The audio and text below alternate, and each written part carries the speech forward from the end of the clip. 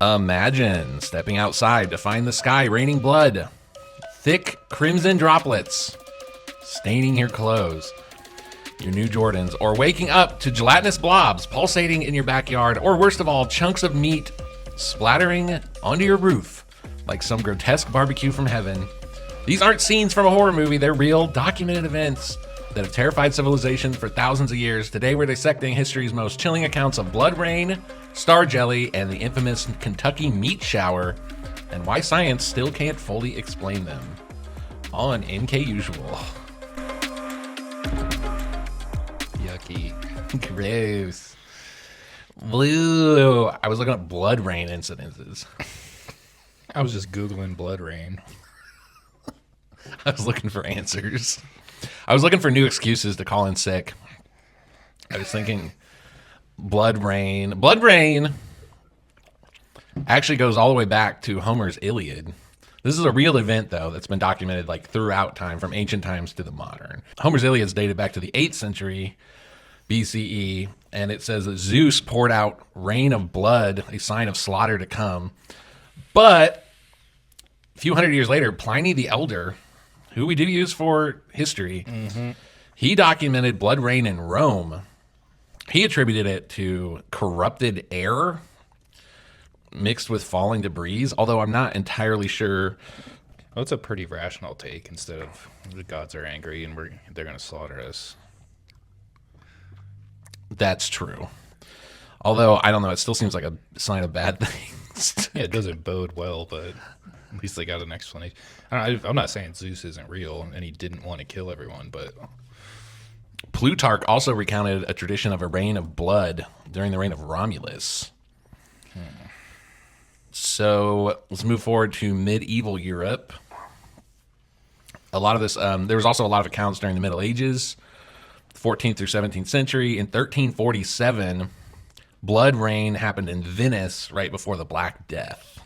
In Germany, they had a shower of blood from 1348 to 1349, right before the arrival of the Black Death.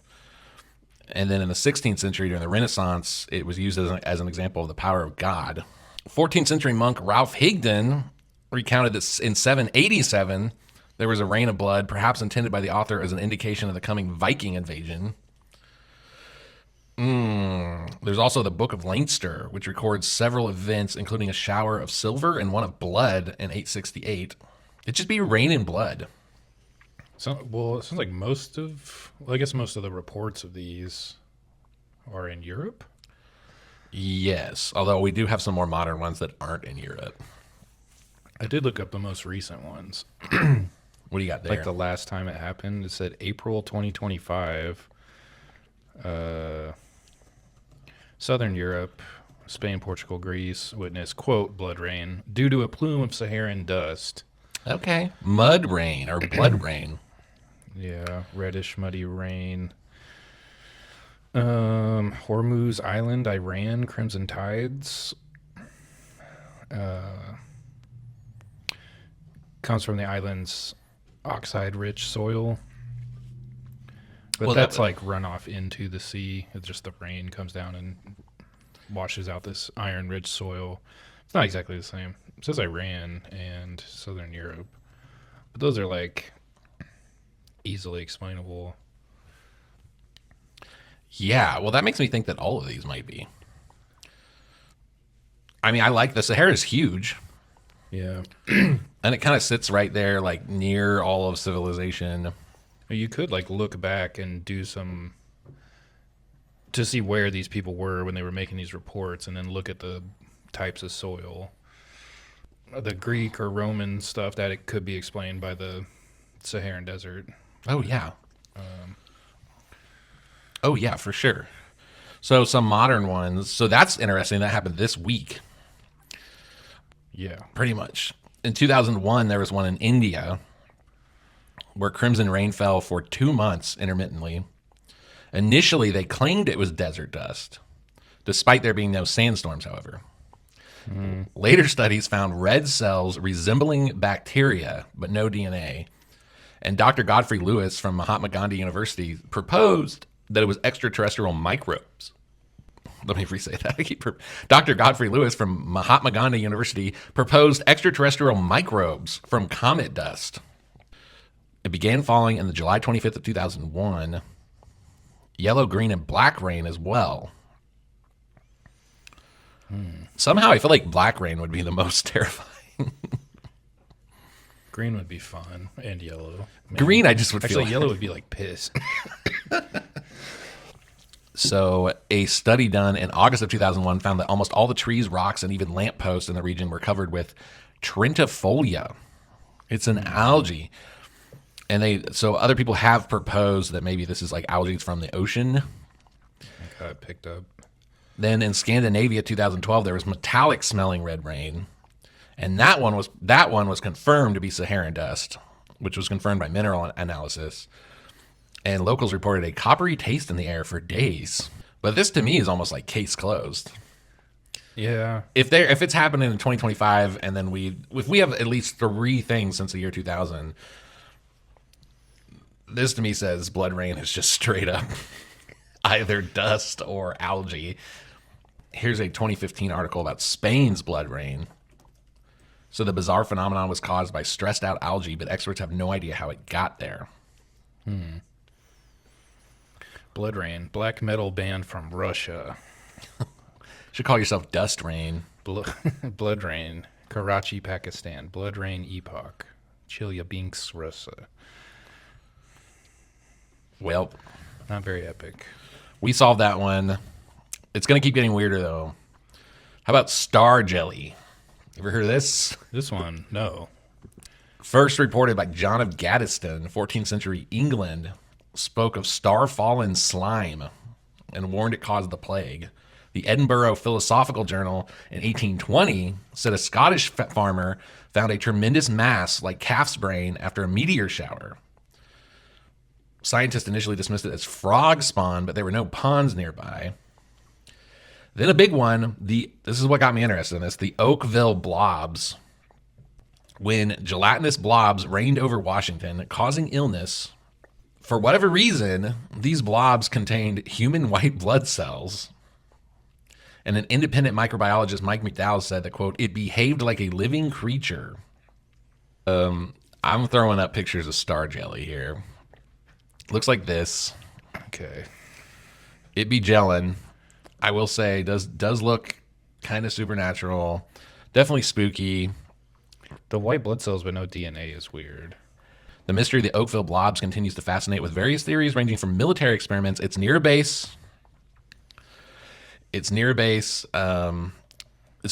Base Kitsap, which is linked to Project Shad, which is a bioweapons testing project. Case closed. Case closed. It's a bioweapon blob. Yeah, that's why. That's sane and logical. If that is not a recipe for mysterious blob rain, I don't know. I don't know what it is. I'm just a guy. This is for entertainment purposes. In 1995, a jelly-like substance was allegedly found in a garden in Oxfordshire, England. So abundant, it could, quote, feel like kettle. That is some British shit right there. Francis Huxley, in the 1950s, a British botanist, reported that Urubu people of Brazil believe that stars sometimes fell from the sky. He claimed to have come across one himself while exploring the jungle. It was a soft blue jelly-like substance. I mean, that could be like a fungus or something. You've seen like walking around out in the woods and some mushrooms have died and they turn into like a sticky goo. But these are like, seem to be clear. Yes, but we don't understand life, man. That's true. This could go back to like the sky monster thing. Oh, it's Sky Monster doo-doo? It's sky monster doo-doo. Damn it. You know people were tasting it. They're like, Yeah. Apparently, NASA recovered some gel-like blobs in Texas in 2003. Why'd they call NASA? Claiming insect eggs, but entomologists disagreed. I guess it was after the Columbia shuttle disaster. They were picking up pieces. All right, here's a big one. The Kentucky meat shower of 1876. I dare you This to is put not. that, Go I ahead. dare you to put that into Urban Dictionary. This is not a KFC special event. This is an event that happened in Bath County, Kentucky on March 3rd of 1876. Eyewitnesses reported pieces of meat, some as large as a man's hand, falling for 10 minutes in a clear sky. The doctor, Dr. Alan McLean, first said he identified it as lung and muscle tissue, possibly horse or human, saying that the fibers were unmistakably mammalian. The most modern re-examination from 2019 says that DNA testing is impossible because the samples are lost, but vulture vomit is the favored theory. But there's no reports of dead livestock or vultures. You would think doctors at the time would know bird pieces. Do you want to know what Urban Dictionary calls a Kentucky meat shower? Yes, it's in there. Well, they have a bunch of colorful ones. Kentucky meat shower. When you are having sexual encounters with multiple rednecks and they pour chicken grease all over your naked body and start to rub their erect dongs all over you. This one's very different, though. When your female cousin sits on your face and overlaps her meat flaps across each of your cheeks, she then rides your face until she sprays all over it. Oh, they ate the meat. Oh, God damn it. Okay, so this started March 3rd, 1867. A farmer's wife, Miss Crouch, was making soap on her porch when she saw a piece of meat fall from the sky. The phenomenon was covered by Scientific American and New York Times, among other publications.